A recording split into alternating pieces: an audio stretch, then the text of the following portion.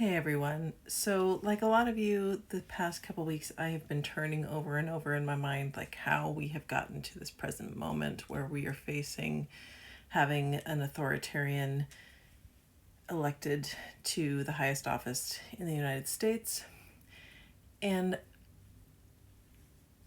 I don't understand why we aren't talking about Bush versus Gore like every day. Why is that not a daily conversation about Bush versus Gore? How are we not talking about that every day? We do not talk about it enough. I'm not saying we don't talk about it. We do not talk about it enough. Let me tell you why. I was 22 in the 2020 election.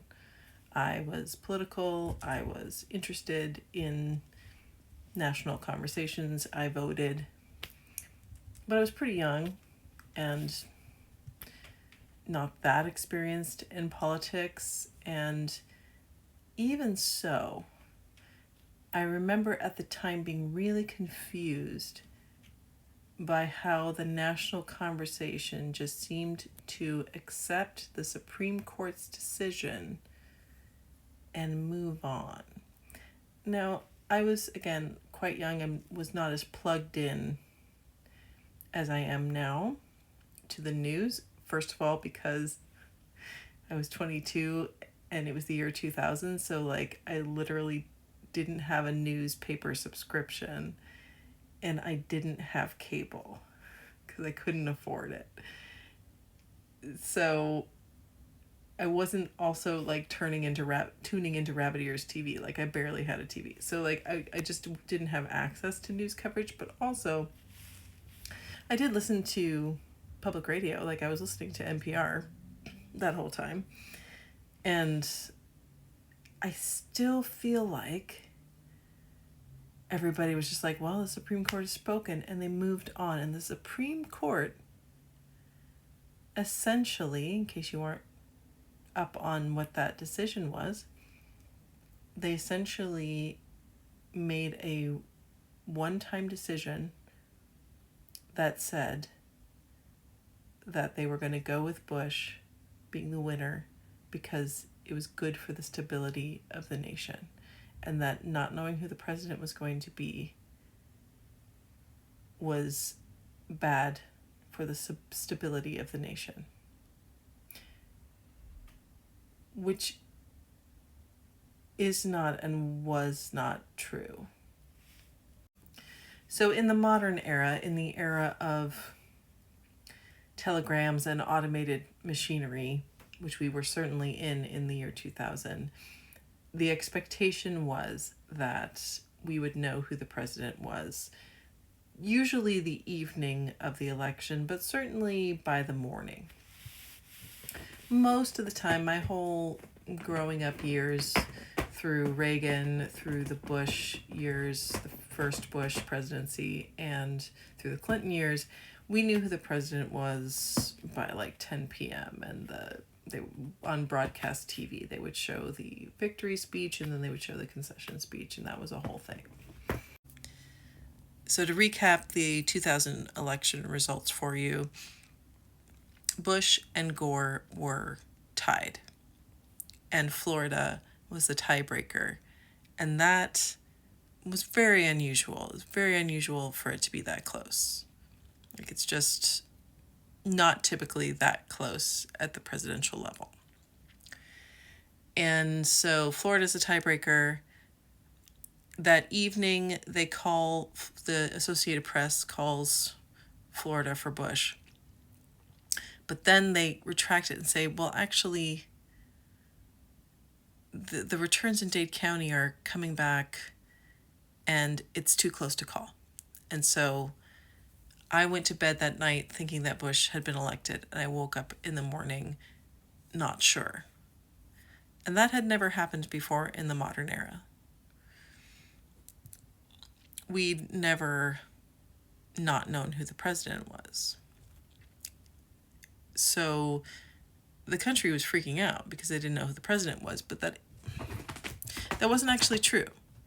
because Clinton was the president. They knew who the president was. Clinton was the president. Now, you do need a certain amount of time to transition from one president to another. These are very important jobs. There's a lot of work that goes into being the new president. There's a lot of work that goes into, passing the reins to the new from one president to another. And if you've ever had to train your replacement at a job, it does take time. And so it is important to have those couple of months, or that month and a half, that 6-week period before a president goes into office, to prepare to choose their cabinet, to hire everybody that they need to hire. Like, it's essentially starting a small business from the ground up in a couple of months. So it's a lot of work. You do need to know who the president is. But we knew who we still had a president. The president was Clinton.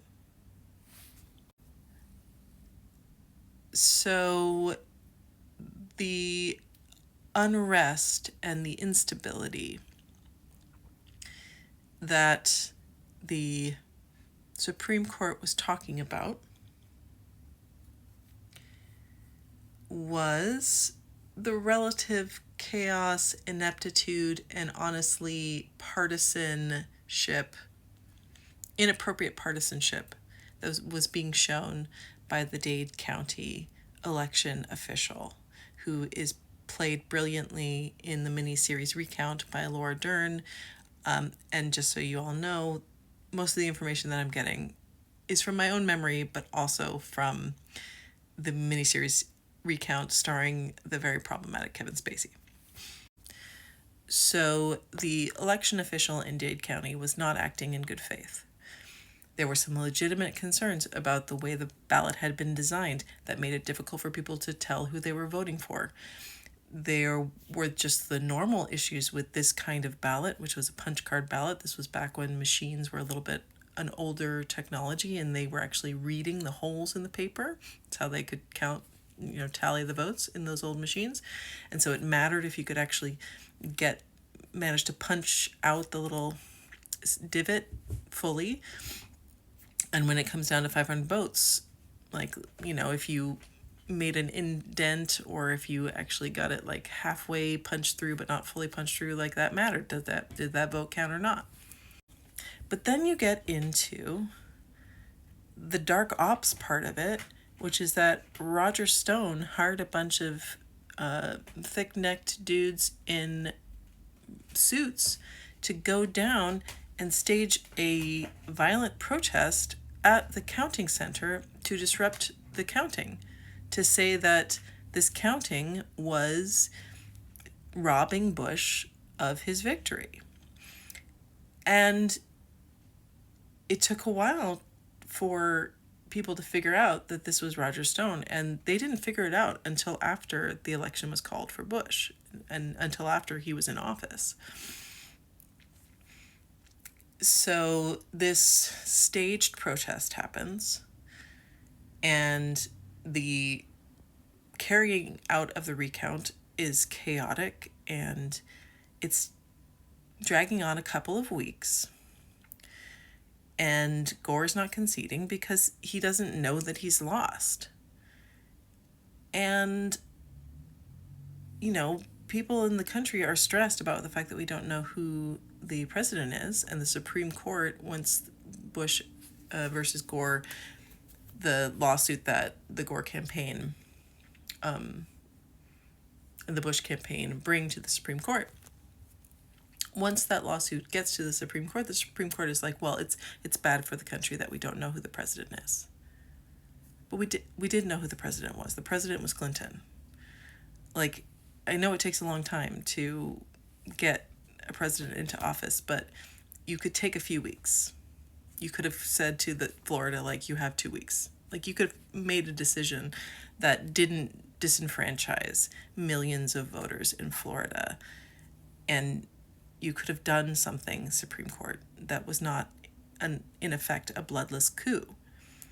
But they did do a bloodless coup, and that has affected the legitimacy of the Supreme Court, and it affected the legitimacy of the Bush presidency.